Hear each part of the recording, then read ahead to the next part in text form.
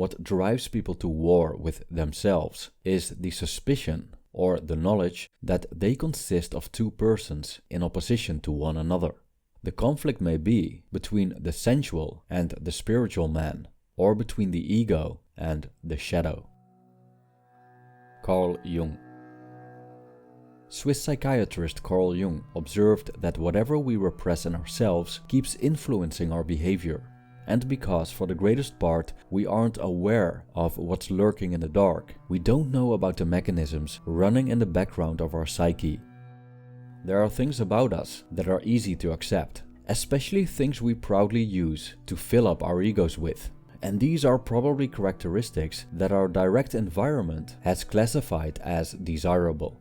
But if we take a peek behind the masks we wear, we find stuff that we don't easily flaunt with. We might show these elements sparingly to some people, but in many cases, this part of the ego is off limits to anyone but ourselves. However, if we would delve deeper, we arrive in a psychological structure beyond the limits of our consciousness. The shadow. The inner civil war takes place when there's a conflict between who we think we are and the characteristics of ourselves that we aren't aware of, but are nonetheless active behind the curtain, living autonomously and influencing our behavior without our knowledge or consent.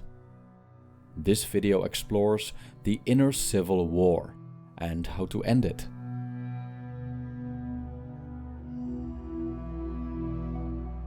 The novel and movie Fight Club tells the story about a young man known as the narrator.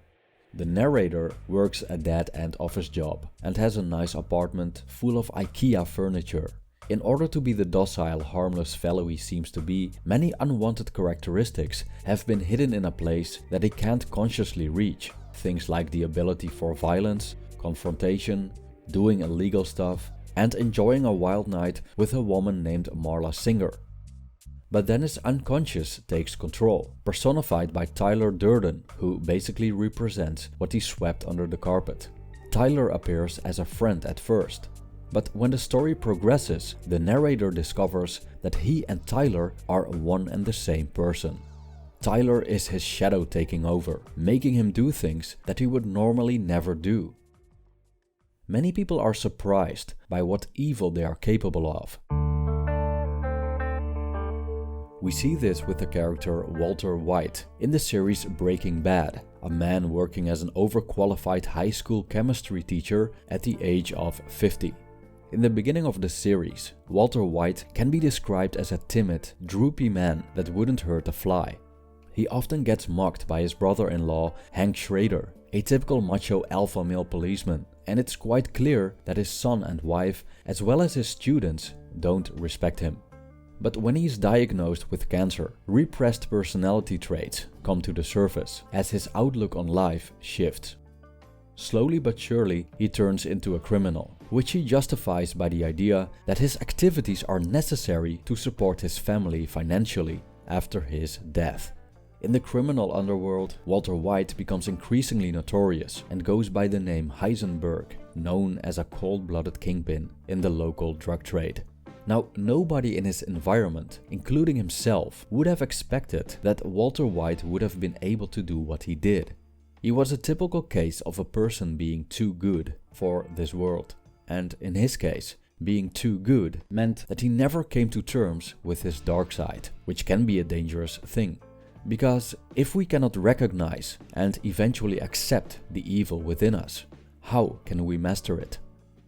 Carl Jung wrote about this, and I quote, "Unfortunately, there can be no doubt that man is, on the whole, less good than he imagines himself or wants to be.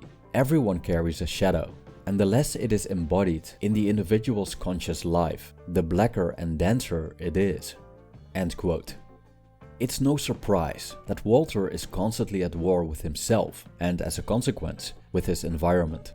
His old persona and his emerging shadow seem difficult, if not impossible, to reconcile, as they are extremes.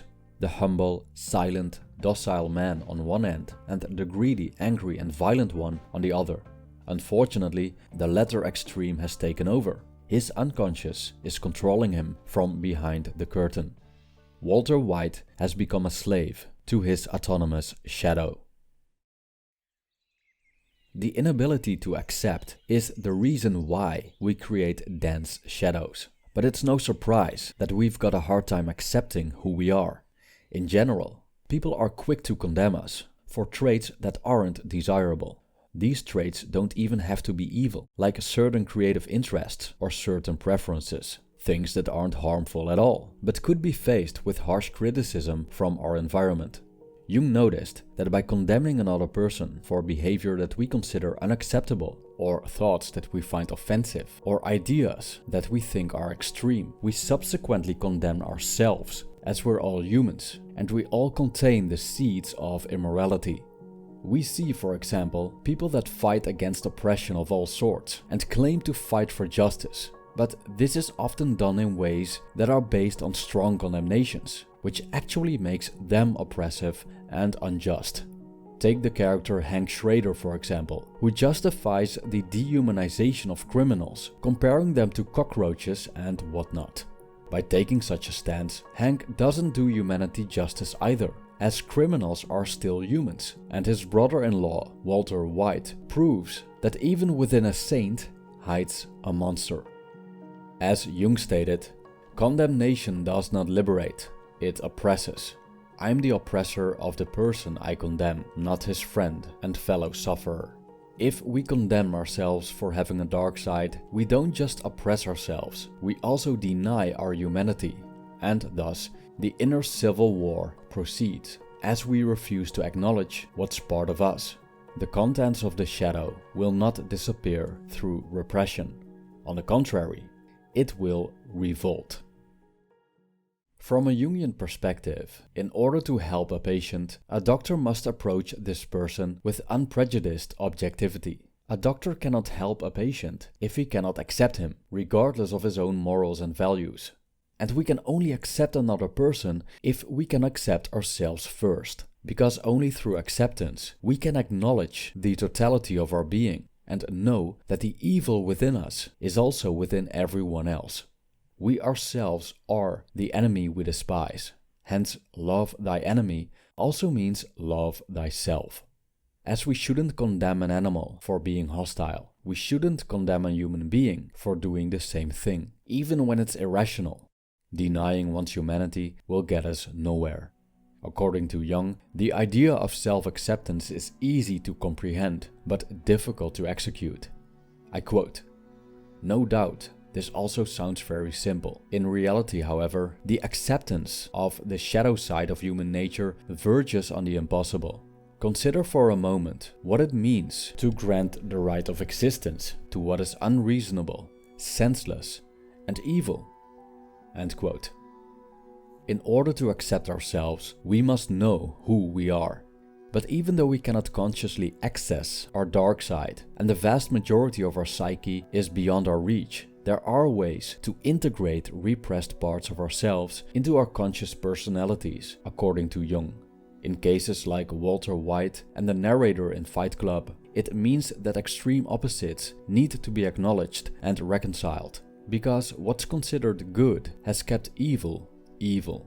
So in order for that to stop, evil must be turned into good.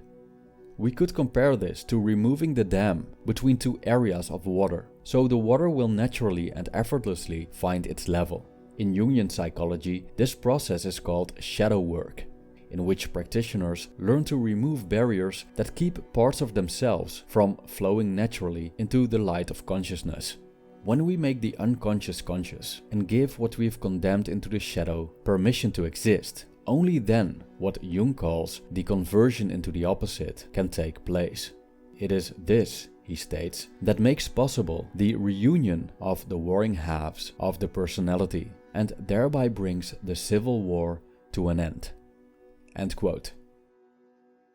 If you want to gain more insight into your shadow self, my friend Emerald from the Diamond Net has created a free shadow integration masterclass called The 6 Simple Steps to Shadow Integration. This free resource gives you everything you need to know to start your own shadow work practice today. Be sure to click the affiliate link in the description box or comment section to watch the free training. Also, if you enjoy the free masterclass and want further guidance, she offers a one-on-one 13-week shadow integration program, and you can get a 10% discount when you enroll in that program by entering the promo code SHADOW at checkout. Please note, because it's a one-on-one program, there are limited spots available. I've done a live coaching session and tarot reading with Emerald myself, and these were awesome and very insightful experiences. Thank you for watching.